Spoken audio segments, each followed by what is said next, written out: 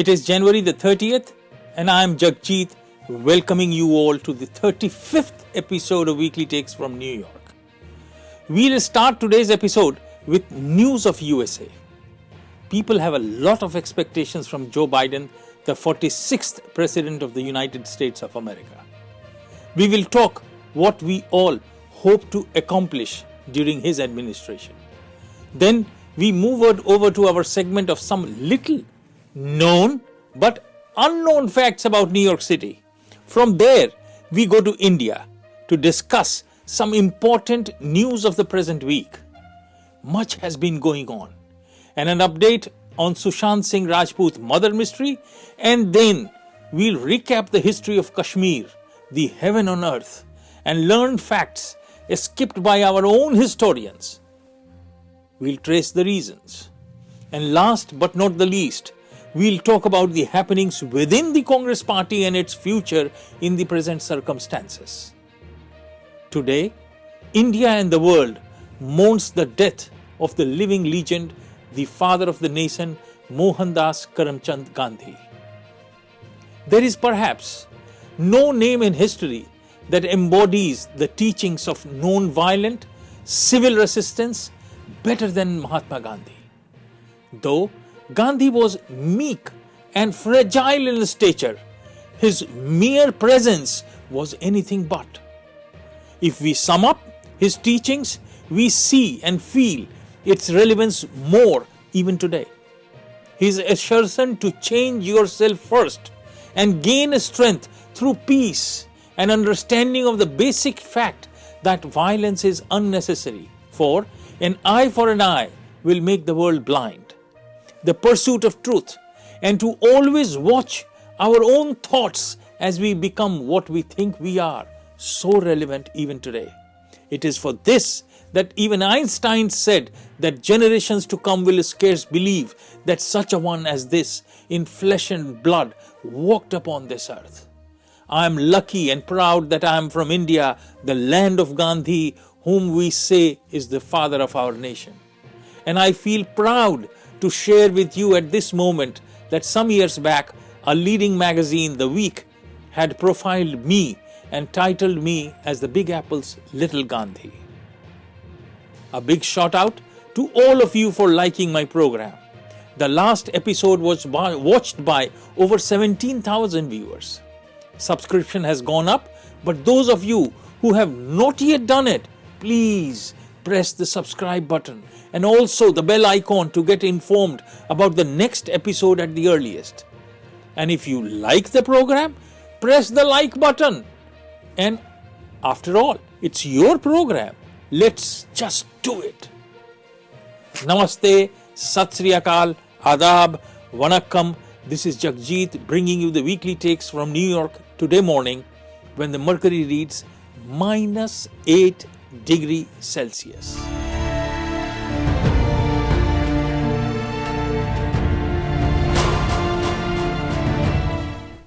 Let's begin.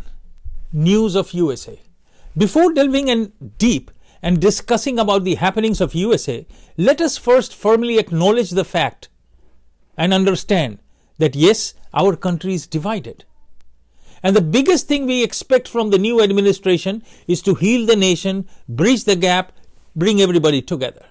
As per Rasmussen reports, 57% of voters say Trump impeachment will further divide America.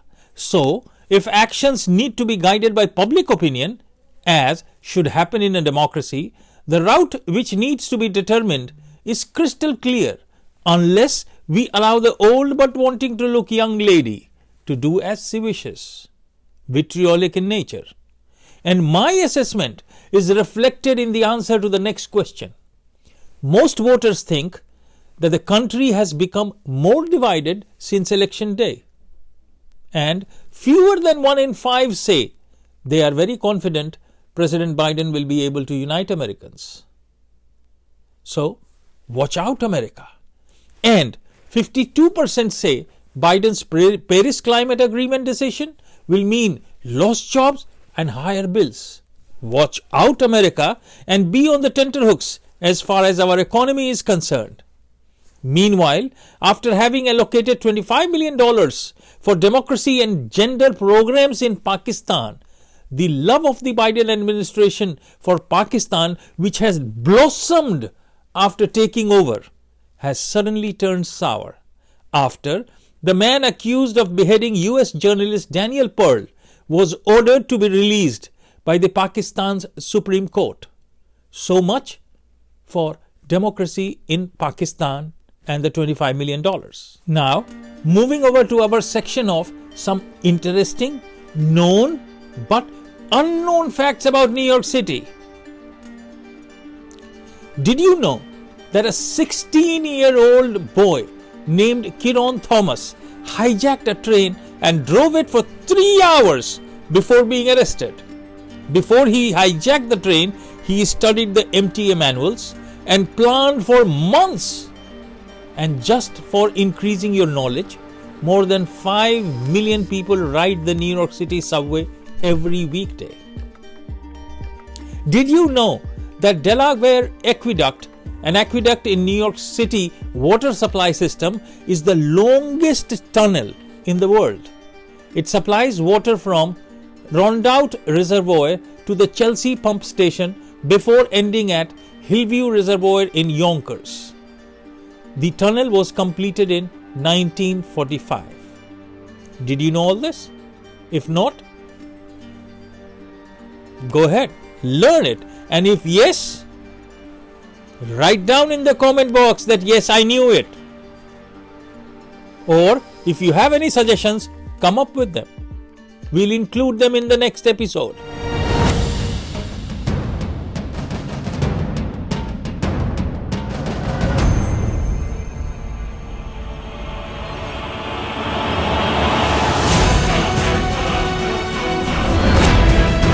चलें भारत की ओर।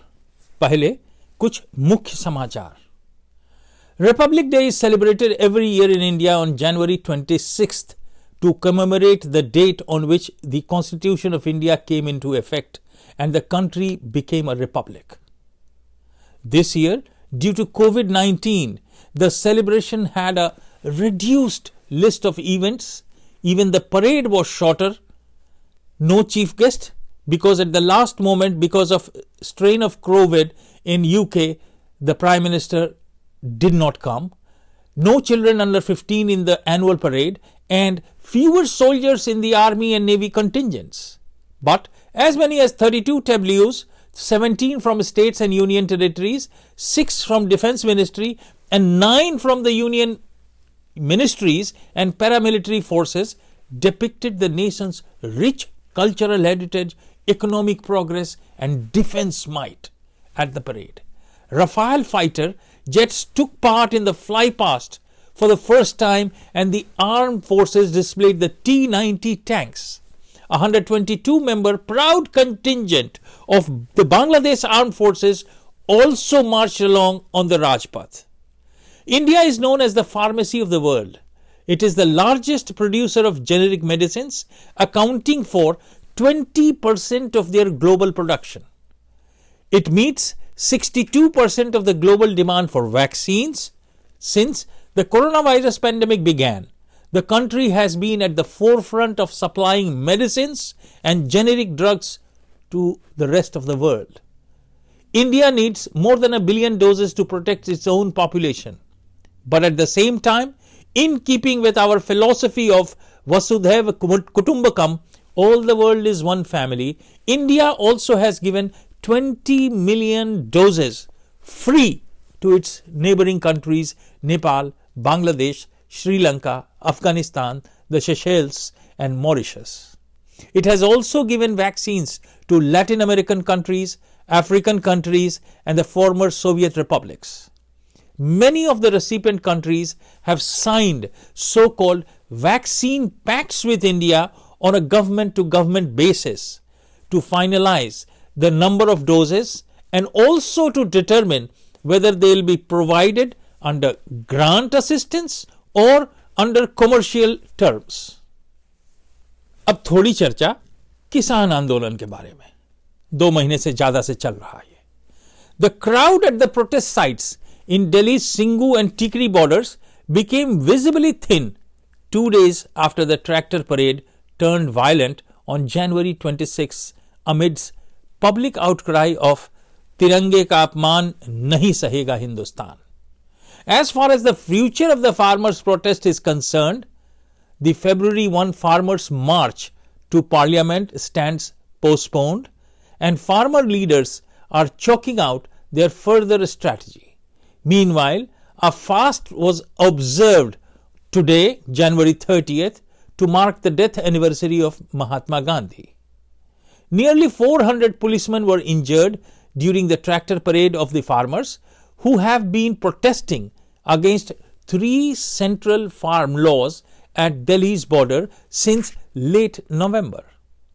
बहरहाल लाल किले पर सेसेशनिस्ट लोगों द्वारा निशान साहब का झंडा फहराने के मुद्दे को लेकर आम जनता का किसान आंदोलन के प्रति नकारात्मक झुकाव हो गया है और आंदोलन स्थल के नजदीक के लोकल रेसिडेंट्स ने जगह खाली करने को कह दिया है.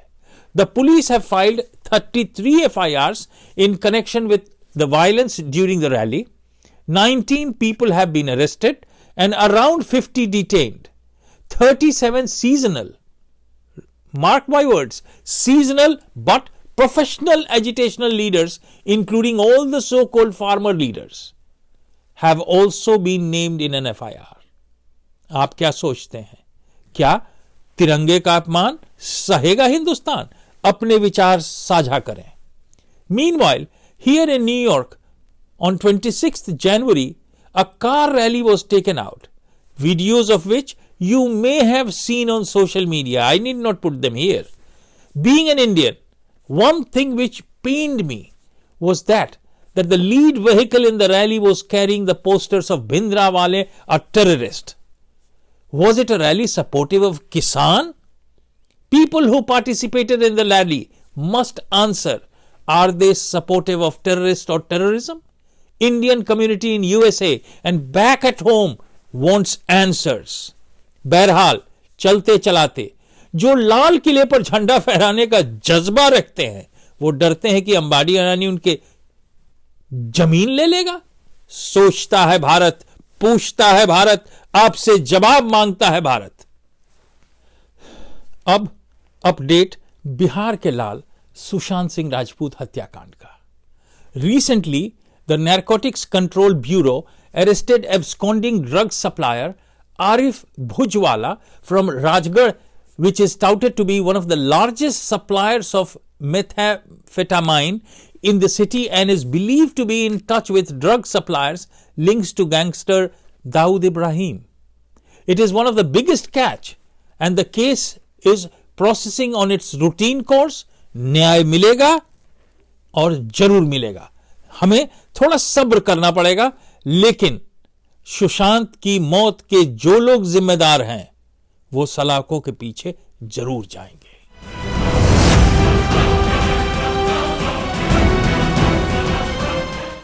अब चलें धरती के स्वर्ग कश्मीर की ओर. As I had told you the last time कि मेरे कुछ मित्रों ने कहा था कि कश्मीर के बारे में तुमने इतनी सारी नई जानकारी एक साथ दे दी है कि संभल नहीं पा रही है. Then I had decided to recap whatever we had learnt up till now, a revision of sorts. पिछले एपिसोड्स में हमने ललितादित्य की पुनरावृत्ति की थी. अब आगे देखें. ललितादित्य के जितना बहुआयामी और दूरदर्शी राजा तो सिर्फ यही एक भारतीय इतिहास में देखता है. एक बेजोड़ योद्धा, एक सनातन धर्म रक्षक, एक जनता का असली शुभचिंतक और अपने जीवन पर्यंत तक अपने सिद्धांतों में अटल. आज भारत की सरकार और कश्मीर की सरकार क्यों इस राजा के योगदान को याद नहीं करती है? क्या उनकी स्मृति में कश्मीर में शहरों का निर्माण नहीं हो सकता? क्या उनके नाम से विश्वविद्यालय और संस्थाएं नहीं खुलनी चाहिए? क्या उनके बारे में पूरे भारतवर्ष के विद्यार्थियों को नहीं जानना चाहिए? वे सभी प्रकार के मान और शीर्ष सम्मान के अधिकारी हैं जिनके अशोक, चंद्रगुप्त, अकबर और टीपू सुल्तान हैं. और सोचें, गांधी परिवार के नाम तो पूरे हिंदुस्तान में बहुत कुछ है. सवाल उठता है कि आजादी के उपरांत इन राजाओं के बारे में इतिहासकारों ने क्यों नहीं लिखा? किस बात का पूर्वाग्रह था? क्या कश्मीर की चेंज इन डेमोग्राफी या लेफ्ट ओरिएंटेशन ऑफ हिस्टोरियंस इसके लिए जिम्मेदार है? इतिहासकारों को सच लिखकर देश को अपने वीरों के बारे में बताना ही उनके ज्ञान का सही पैरामीटर है। आपको किसको जिम्मेदार मानते हैं? अपने विचार साझा करें, कमेंट बॉक्स में लिखें ताकि हम आगे चर्चा करें। करकोट वंश के बाद आया उत्पल वंश, जिसका पतन 914 में हो गया। उसके बाद ब्राह्मणों द्वारा यशस्वकर को राजा बनाया गया। उसके बाद क्षेमगुप्त को कश्मीर की राजगद्दी मिली, जो शारीरिक रूप से कमजोर राजा था। क्षेमेंद्र गुप्त का विवाह लोहर वंश की राजकुमारी दिद्दा से हुआ था, जो एक अत्यंत महत्वाकांक्षी रानी थी। व्यवहारिक रूप से वही कश्मीर की कर्ता धर्ता थी और शासन चला रही थी। जन्म से ही इनका एक पैर कमजोर था, इसलिए लोग इन्हें लंगड़ी रानी भी कहते थे। कहा जाता है कि जन्म के साथ ही माता पिता ने इन्हें दासियों के सुपुर्द कर दिया था। रानी दिद्दा जितनी खूबसूरत थी, उससे ज्यादा युद्ध में निपुण थी। उनकी तलवारबाजी देखकर ही क्षेमेंद्र गुप्त ने इन्हें शादी का प्रस्ताव रखा था। शस्त्र चलाना, सैन्य संचालन में इनका कोई सानी नहीं था। क्षेमेंद्र गुप्त की मृत्यु के पश्चात लोगों ने उनसे पति की चिता पर सती हो जाने को कहा। उनकी सोच इतनी तार्किक और आधुनिक थी कि उन्हें पुत्रों और राज्य के लिए जीना था। उन्होंने इस प्रस्ताव को सिरे से खारिज कर दिया। रानी दिद्दा के शासनकाल में ही महमूद गजनवी ने कश्मीर पर आक्रमण किया था और उसे करारी शिकस्त का सामना करना पड़ा था। दिद्दा की गणना भारत के प्रसिद्ध शासकों में की जाती है। उन्होंने जिस सिक्के चलाए थे, उस पर भी उनका नाम अभिलिखित था। 980 तक जाते जाते उनके पुत्र और पौत्रों की भी मृत्यु हो चुकी थी। जनता ने रानी दिद्दा को डायन, चुड़ैल, अपने संतान को खाने वाली, असती, अनेक प्रकार के नकारात्मक शब्द कहे। इतिहासकारों ने भी इनके सकारात्मक पक्ष की उपेक्षा की है। ये एक अभूतपूर्व शासिका थी जो युद्ध की 52 कलाओं में निपुण थी। इनके बारे में यह भी प्रसिद्ध है कि ये नियुद्ध कला यानी बिना शस्त्र के युद्ध करने की कला में भी महारत हासिल था इनको। ये करीब 150 युद्धों की विजेता थी। जितनी बड़ी सामग्री उतनी बड़ी विजेता। 40-50 वर्षों तक राज करने वाली रानी का सिर्फ नकारात्मक पक्ष क्यों दिखाया गया, यह भी एक आश्चर्य का विषय है। इनका यह बयान की प्रशंसा नहीं हुआ जिसकी वह हकदार थी। उनके राज में अनेक सामाजिक सुधार भी हुए, जिनमें शराबबंदी, वेश्यावृत्ति भी शामिल है, जो प्रतिबंधित और दंडनीय थे। उन्होंने सभी गद्दारों को तो या मार दिया था या राज से बाहर कर दिया। उनके अपने प्रमुख लोग उच्च पद पर आसीन थे और इसमें कुछ अनुचित भी नहीं था, क्योंकि यही कूटनीति है। वे बहुत बड़ी वीरांगना थी। उन्होंने मरते समय अपने भतीजे संग्राम राज को राज्य सौंपा। महमूद गजनवी ने जब दोबारा कश्मीर पर आक्रमण किया तो इन्होंने ही उसे हराया था। यहीं से उत्पल वंश खत्म होता है और लोहर वंश का प्रारंभ होता है। यहां यह कहना चाहूंगा कि कंगना रनौत दिद्दा की जिंदगी पर एक नई फिल्म बना रही है। शायद भारतवासियों को फिल्म के माध्यम से इस वीरांगना महारानी को समझने और जानने का मौका मिलेगा। इंतजार कीजिए मणिकर्णिका 2 की। आज के लिए कश्मीर की पुनरावृत्ति इतनी ही।